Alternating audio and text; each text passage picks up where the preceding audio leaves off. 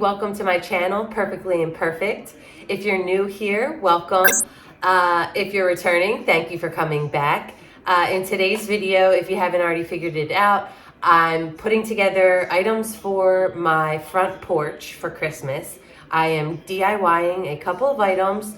I'll probably still add to that. But this is for the swag for my front door. And the reason I decided to do a swag this year was because, I don't know, I've just kind of liked the teardrop style of swags. And I had made a gingerbread theme wreath last year. And I just don't want to tackle the gingerbread theme. So this year I'm going to go with a more traditional woodland theme. The area of Texas where we live in Houston is called the livable forest. So we kind of live around pine trees and squirrels, and I see owls. So there's one aisle in Hobby Lobby that you go down and you kind of could just, decorate a whole tree based off of that. So I kind of went down there and got a little bit inspired yesterday. And then Christmas is 50% off now. And so, the wreath that I spent all of this time making last year was red and white for candy cane. I'll probably insert a picture somewhere here.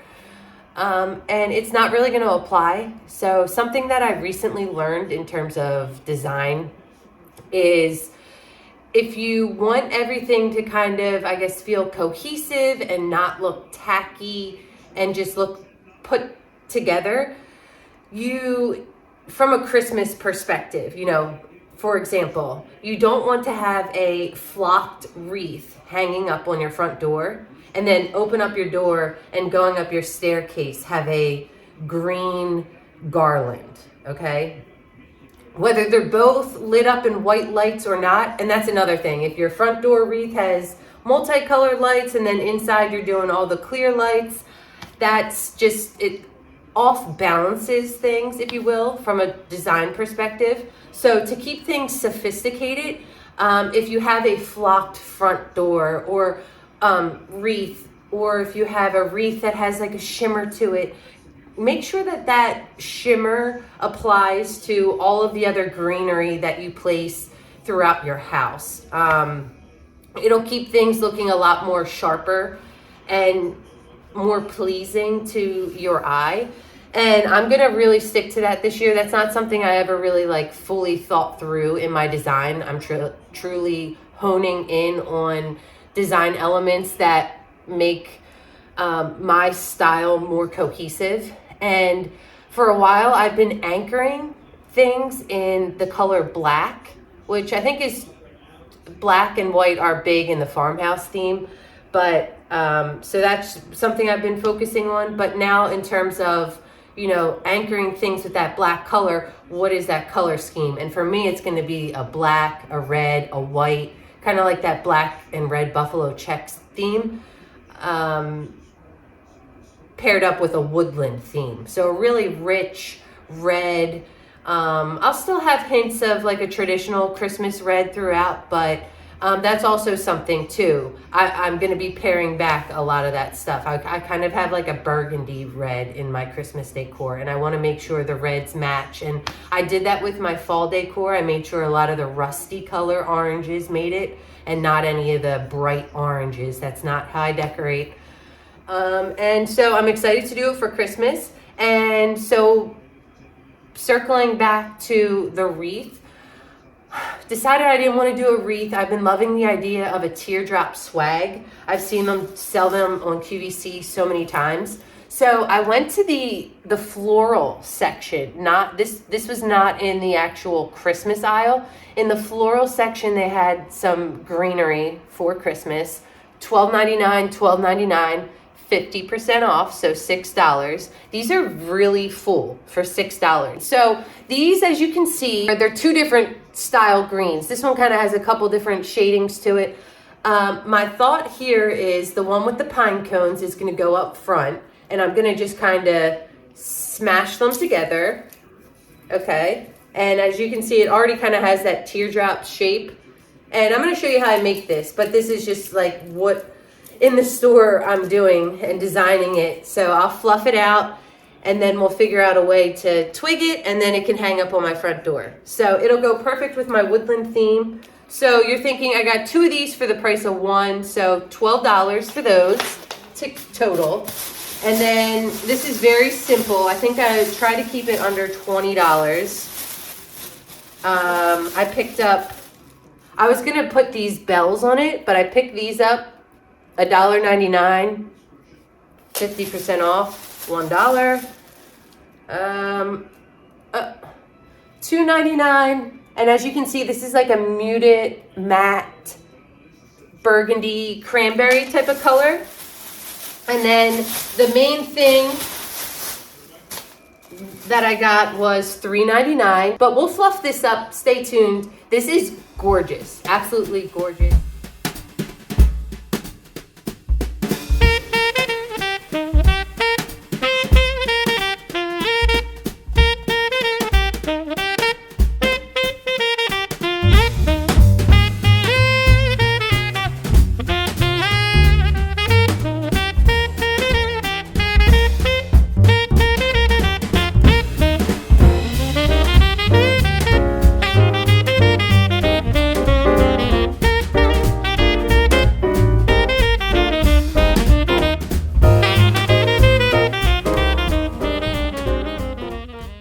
We finally got rid of the rain here in Houston. We have about 70-degree weather here this Tuesday, and I'm hoping my backyard dries up a little bit because we have a lot of puddles out there and the dogs keep making it a mess inside my house.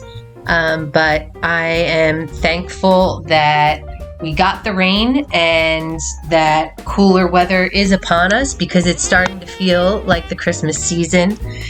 And I always like doing crafts when it is the holiday season, specifically Christmas holiday. I do some crafts at Halloween, but Christmas crafts are always inspiring to me, and I like the color palette. What about you guys? Do you guys like doing crafts? Sometimes when I buy little things at the Dollar Tree to do craft-wise, and then I put them somewhere in my house, I can't find the right spot to put them because they're too small. So I've been trying to, like I said, with my design revelation of things, we're first-time homeowners, my husband and I. We have been living in our first home for 1 year now, and going from an apartment with taller ceilings to a home with even taller ceilings, you have to proportionally get your decor correct. A small little Dollar Tree candle holder is not going to make the impact that a floor height candle holder is going to make, you feel me? So I've been keeping my eye open for things and trying to pare back and scale down, if you will, little knick-knacky type of crafts. I want to do things that are going to last, and which means when I make them, I need to make them correctly. So part of the reason I love doing crafts is because it kind of takes some ingenuity and some figuring out, if you will. You kind of get to be like an engineer. So, designing this whole teardrop swag was, something I had obviously seen in a store, and I was now trying to replicate with items I had purchased. And part of the things I needed to do was to, affix something or make something that could hang it, and I didn't want to just use a piece of ribbon, so I just used the stems of these picks, and I'm just wrapping it with some of the nautical rope from the Dollar Tree. I had brought down some twine, and that would have taken way longer because it would have been a thinner ribbon, but the nautical rope gave the perfect effect. It's the right thickness. Anything thinner would have just not looked right with this piece. So I'm glad that I went with the thicker ribbon. And I used, I think, almost the entire roll here to get this going. And it was the perfect natural, neutral piece so that the swag could hang from on our front door. So I really liked how I was able to fashion that together just with the pieces there. And now I'm starting to wonder, okay, how am I going to get this rope to stay here? Well, I was just too lazy to go get my hot glue gun, and hot glue isn't always a permanent type of a fixation, if you will. So I went with some red wire floral ribbon or wire from the Dollar Tree. So this one's actually red, and I'm just tying a couple of different knots around this top portion here so everything stays in place and I don't have to get out any messy glue or wait for anything to dry. So I was happy in my ingenuity here, and this is definitely going to hold up.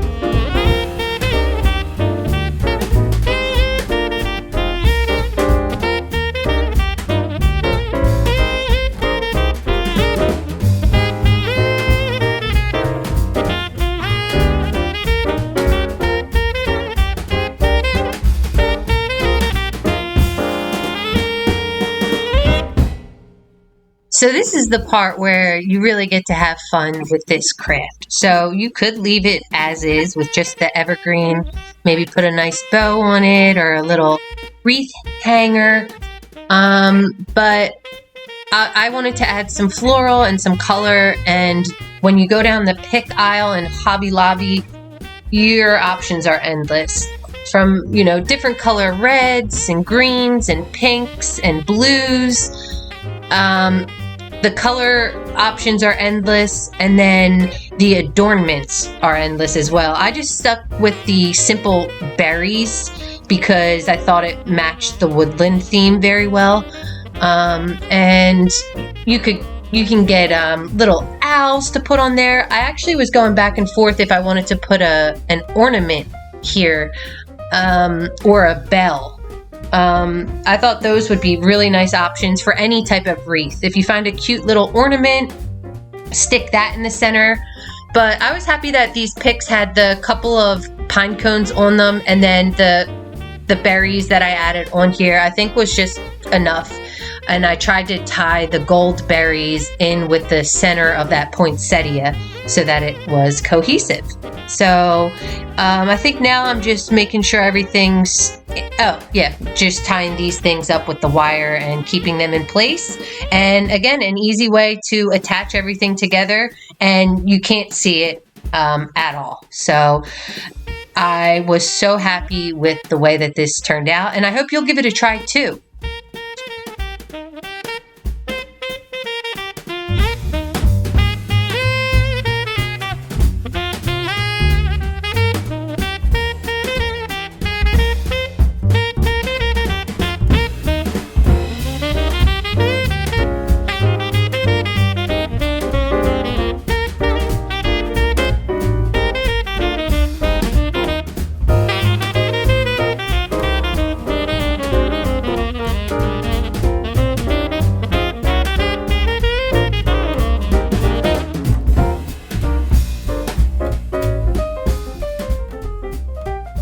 The second project that I'm going to go ahead and make for my front porch is this porch leaner. If you haven't been out in retail lately, these are all the rage. I find them in places like Aldi, Big Lots. The Dollar Tree even has porch leaners. Can you believe that? In the $5 section. And they're certainly good enough that you could use them on your porch or DIY with the ones that they sell. I happened to find this board in the trash, so I've been holding on to it for a while, and it's not as tall as some of the other porch leaners, but it's perfect for my front porch. And I just wanted to put something together quick and within the color palette and simplicity that I was going for. So that's kind of why I just took it upon myself to go ahead and make this. And I enjoy painting. I don't know about you, but I have a whole box of the little red apple paints that you get from Walmart. That's where I always get mine. I've had them for years and I don't ever throw them out or replace them. I use them until they're gone, and I mix colors together if I don't have the right one, but I always make sure I have black and white and, you know, the primary colors to get me started, as well as some brushes on hand. And so what I did here was I printed cut the word joy out using my Cricut machine, and it took all of but 1 minute to do that. And I picked a font that was a little bit chunkier and wider. I didn't want anything thin, and I was going between, did I want the word merry, like Merry Christmas, or joy? And I went with joy because, like I said before, I'm lazy. In certain things I'm lazy. So it was 3 letters and easier for me to do, so that's what I did. And I kind of like half measured everything, if you will, to make sure I kind of got it somewhat symmetrical. You know, I named my channel Perfectly Imperfect for a reason, y'all. I like to think that I'm going to do something perfect, but then I think the laziness kicks in and I kind of just wing it and do the best I can. So are you like that too? I don't know if it's losing motivation or what, but the footage from when I had filmed this entire process start to finish was about 36 minutes. So this was super quick to do. The same thing with the swag. I don't think that took me much longer than 40 minutes to put together. So I obviously speed things up for you here so you don't get bored, but really easy crafts to do. I think I did these on like a Friday night when my husband was playing his video games, and I wanted to just sit and I was listening to Christmas music and just gonna paint for a little bit here.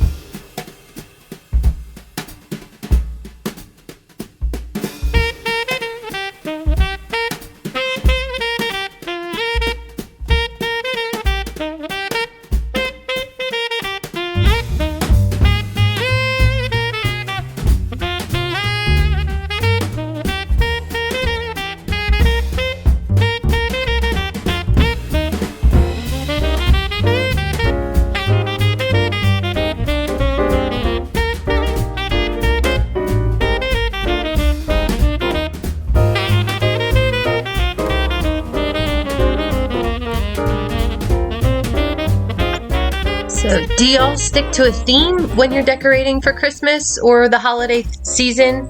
If so, what theme do you go with? Is it more of just a color palette, or is it, you know, full on gingerbread theme throughout the entire house, or just gingerbreads in the kitchen and Mr. and Mrs. Claus in the living room? What do you do? I'd love to hear down in the comments below.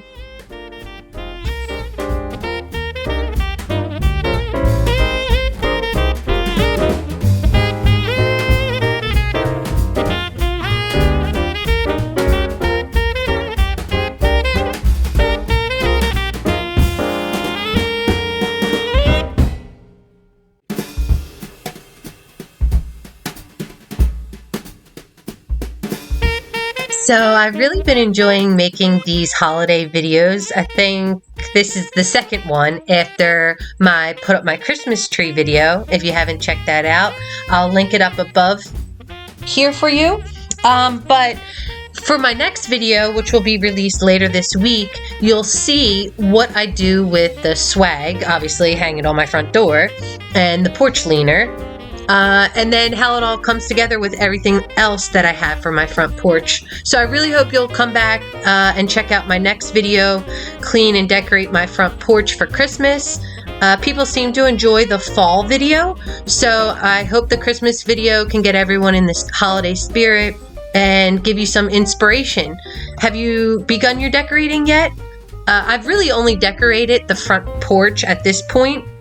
I've kind of done a couple of things inside of the house, but I am just dragging my feet a little bit there. But I plan on recording all of that for you guys so I can share it here as well. So there will be several more videos coming up here in the coming weeks leading up to Christmas.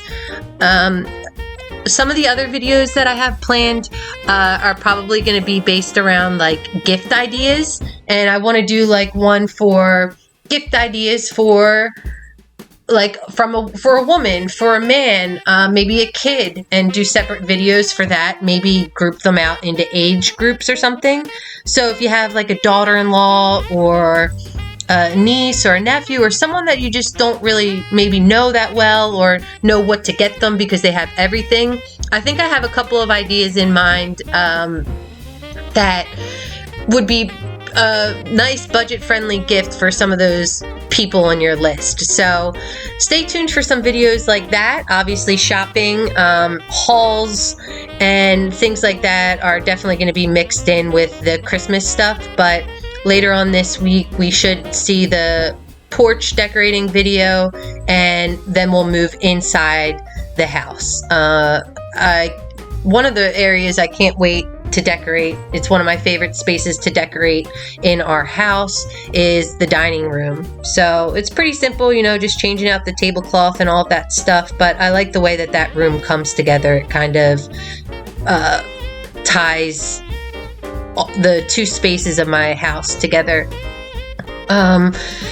And so yeah, I think I'm just gonna finish up painting this board here. What you won't see me do on camera is I end up outlining the letters in black Sharpie. So that takes, you know, just a minute longer, and I actually add a stain over the entire board, even the letters. So you'll see in my next video what the end result looks like, unless I end up showing the final one here with my picture, which I probably do. But I like it with the stain. I think it adds a lot more richness and completes the look. And I add some adornments to the top too. So come back for my next video and you can see how it all looks. Thanks for watching.